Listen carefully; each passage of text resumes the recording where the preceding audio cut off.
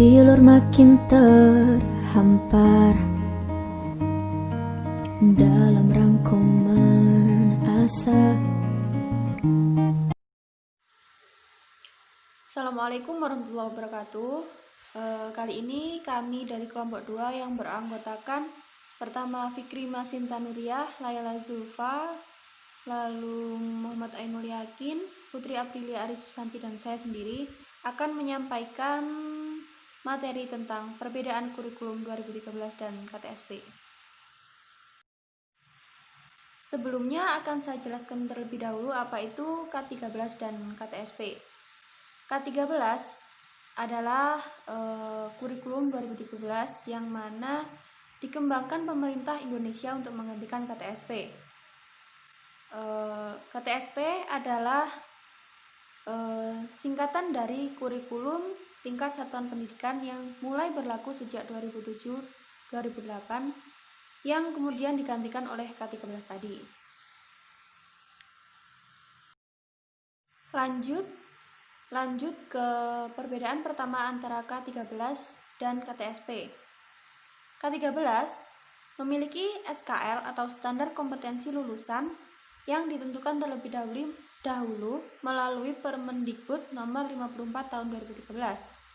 Lalu setelah itu baru ditentukan standar isi yang berbentuk kerangka dasar kurikulum yang dituangkan dalam Permendikbud nomor 67 sampai nomor 70 tahun 2013. Sedangkan pada KTSP, standar isi ditentukan terlebih dahulu melalui Permendiknas nomor 22 tahun 2006. Setelah itu SKL-nya ditentukan melalui Permendiknas nomor 23 tahun 2006. Jadi perbedaannya ada pada tahun. Kalau K13 itu tahunnya 2013 dan KTSP itu ada di 2006.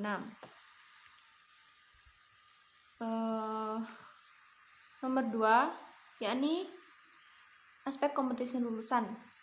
Kalau pada kurikulum 2013, aspek kompetensi lulusan mengutamakan soft skill dan hard skill yang meliputi keterampilan, sikap, dan pengetahuan. Sedangkan pada KTSP lebih mementingkan pada aspek pengetahuan dan kemampuan akademik. Baik, saya akan melanjutkan presentasi dari Mbak Iza pada poin yang ketiga, kurikulum 2013. Kalau di jenjang SD itu yang ke-13 tematiknya untuk kelas 1 sampai kelas 6.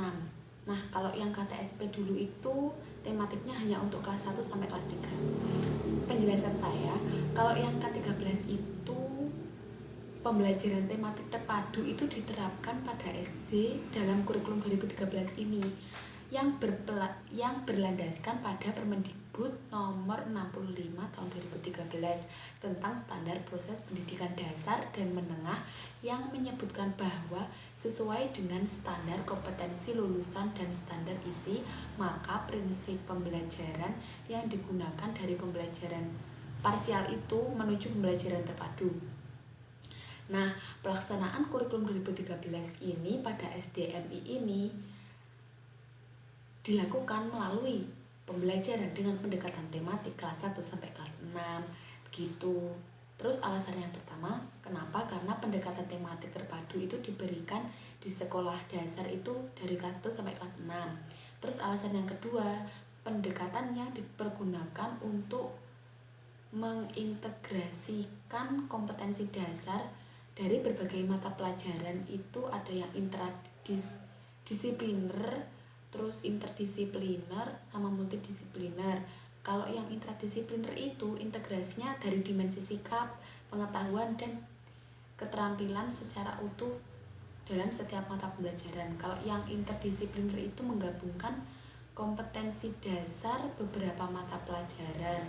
Kalau yang multidisipliner itu pendekatan antara IPA dan juga IPS itu mulai kelas 4 sampai kelas 6. Dan kalau yang transdisipliner itu pendekatan penentuan tema dengan mengaitkan berbagai kompetensi dari mata pembelajaran terhadap permasalahan yang ada di sekitarnya. Baik, saya akan menjelaskan tentang poin nomor 4, Kalau yang K13 itu jumlah jam per minggu itu lebih banyak dan jumlah mata pembelajaran lebih sedikit dibandingkan KTSP. Kalau yang KTSP jumlah jam pembelajaran itu lebih sedikit, sedangkan jumlah mata pelajarannya itu lebih banyak. Kenapa? Karena kalau zaman dulu itu di KTSP itu mata pelajarannya itu sendiri-sendiri, sehingga guru itu menerangkan kepada siswanya tiap mapel, misalkan satu mapel sejarah itu 2 jam. Sedangkan kalau yang kurikulum 2013 itu kita bisa lihat dari aspek standarisasi isinya. Awalnya kan belajarnya mata pelajarannya kan 10, terus dirubah jadi 6 pelajaran. Tetapi esensi yang diharapkan dari setiap pembelajaran itu ada, sehingga cara yang digunakan di kurikulum 2013 ini jumlah mata pembelajarannya itu digabung, tetapi waktu yang dibutuhkan itu untuk pembelajarannya itu lebih banyak. Sekian, terima kasih. Selanjutnya nomor 5, proses pembelajaran setiap tema. Menurut K13, di jenjang SD dan semua mata pelajaran di jenjang SMP, SMA, atau SMK dilakukan dengan pendekatan ilmiah, yaitu standar proses dalam pembelajaran terdiri dari mengamati, menanya, mengolah, menyajikan, menyimpulkan, dan menciptakan. Kalau menurut KTSP, standar proses dalam pembelajaran terdiri dari eksplorasi, elaborasi, dan konfirmasi. Jadi di K13 itu proses pembelajaran siswa dipentingkan kayak mengamati, menanya, mengolah, menyajikan, menyimpulkan, dan menciptakan. Jadi siswa itu bisa mandiri. Selanjutnya nomor 6, tentang TIK atau Teknologi Informasi dan Komunikasi. Pada K13, TIK itu bukan sebagai mata pelajaran, melainkan sebagai media pembelajaran. Kalau menurut KTSP, TIK itu sebagai mata pelajaran. Nah, kenapa sih di K13 TIK itu bukan mata pembelajaran? Karena semua mata pelajaran itu diajarkan dengan pendekatan yang sama atau saintifik. Siswa diajak mengamati, menalar, bertanya, dan mencoba. Setiap mata pelajaran itu saling terkait dan saling mendukung semua kompetensi pembelajaran seperti sikap, keterampilan, dan pengetahuan. Kalau KTSP itu setiap mata pembelajaran dirancang berdiri sendiri dengan kompetensi dasar sendiri, karena pendekatan mata pelajaran itu berbeda antara satu dengan yang lain. Di sini saya akan menjelaskan slide ke-7, yaitu tentang kurikulum 2013 dan perbedaannya dengan KTSP. Penilaian di kurikulum 2013 ini yaitu standar penilaian menggunakan penilaian otentik, yaitu mengukur semua kompetensi sikap, keterampilan, dan pengetahuan berdasarkan proses dan hasil. Jadi di sini peserta didik tidak hanya dituntut untuk paham akan materi yang diberikan oleh pengajar, namun di sini peserta didik juga dituntut untuk bisa menyelesaikan masalah atau mencari solusi suatu materi yang diberikan oleh si pengajar tersebut. Jadi si pengajar hanya turun tangan apabila si peserta didik sudah mentok tidak bisa mencari solusi dan tidak bisa mencari jawaban lagi. Intinya sudah gimana ya, sudah mentok lah, sudah tidak bisa mencari solusi dan keluar. Nah, di sini baru peran si pengajar untuk membantu si peserta didik. Dan di kurikulum 2013 ini tidak hanya pemahaman saja, tidak hanya pemahaman tentang pengetahuan saja yang dinilai, tapi tentang sikapnya juga, tentang keterampilannya juga itu dinilai dan sebagai tolak ukur dalam tingkat kelulusannya tersebut. Dan sikap yang seperti apa sih yang dinilai di K13 ini, yaitu sikap selama peserta didik mengikuti proses belajar dan mengajar tersebut. Dan perbedaannya dengan KTSP yaitu penilaian lebih dominan pada aspek pengetahuan. Jadi KTSP ini penilaiannya lebih ke pemahaman peserta didik, pemahaman pengetahuan si peserta didik. Dan di sini di sistem KTSP ini guru juga berperan mendampingi siswa dalam mencari solusi. Beda dengan kurikulum K13 yaitu menuntut siswa untuk mencari sendiri, menuntut siswa untuk mencari jalan keluar sendiri. Seperti itu. Jadi untuk KTSP ini sikap atau perilaku atau keterampilan itu tidak termasuk dalam kriteria penilaian di KTSP ini. Slide yang ke-8 ini yaitu perbedaan kurikulum 2013, yaitu tentang ekstrakurikuler di sekolah, yaitu pramuka. Untuk K13, pramuka menjadi ekstrakurikuler wajib. Nah, mengapa? Karena di sini kan pramuka itu kan mengandalkan juga membantu siswa dalam mengasah keterampilan mereka, mengasah sikap mereka menjadi dari yang kurang disiplin menjadi disiplin. Nah, itu mungkin menjadi tolak ukur sekolah untuk bisa sebagai sarana sebagai sarana untuk membantu mewujudkan karakter siswa, yaitu seperti itu tadi. Karena di K13 ini kan sikap juga menjadi tolak ukur dalam penilaian. Jadi ekstrakurikuler pramuka ini diwajibkan di K13. Dan untuk KTSP, pramuka bukan ekstrakurikuler wajib. Nah, kebalikan dari K13 tadi ya. Kalau K13 tadi tidak kalau K13 tadi wajib, tapi kalau KTSP itu tidak diwajibkan. Jadi maksudnya tidak diwajibkan itu gimana? Yaitu peserta didik boleh ikut ekstrakurikuler pramuka atau tidak ikut ekstrakurikuler pramuka, dan tidak ada sanksinya apabila tidak ikut, seperti itu.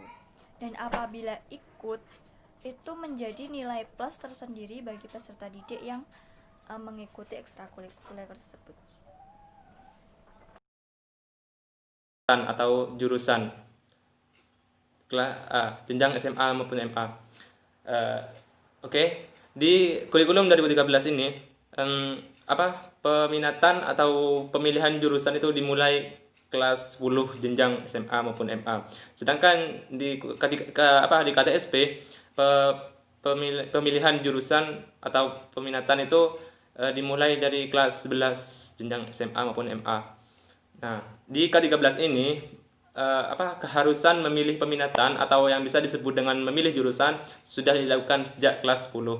Bagi generasi sebelumnya, generasi KTSP, peminatan atau jurusan dipilih pada kelas 11. Nah, tapi bagaimanapun sistemnya atau meskipun sistemnya berbeda, peminatan itu sangat penting. Jadi harus dipilih dengan baik dan mantap. Oke.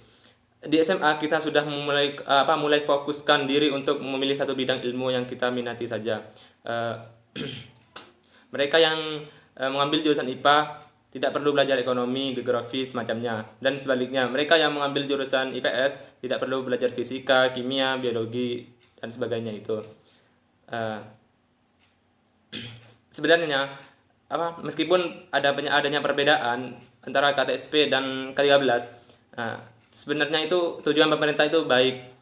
Kenapa? Karena pemegang otoritas ingin membuat siswa SMA fokus dari awal mempelajari pelajaran yang mereka pilih melalui jurusan itu, biar mereka semakin komprehensif belajar dan mereka semakin memfokuskan jurusannya itu selama 3 tahun. Oke. Peminatan ini dilakukan agar siswa dapat memperdalam satu bidang ilmu yang diharapkan kelak akan menjadi dasar dari profesi yang ia cita-citakan. Semisal gini, semuanya si A ingin bercita-cita menjadi dokter. Lah, itu saat SMA itu mengambil jurusan IPA gitu. Oke. Sekian. Oke, next.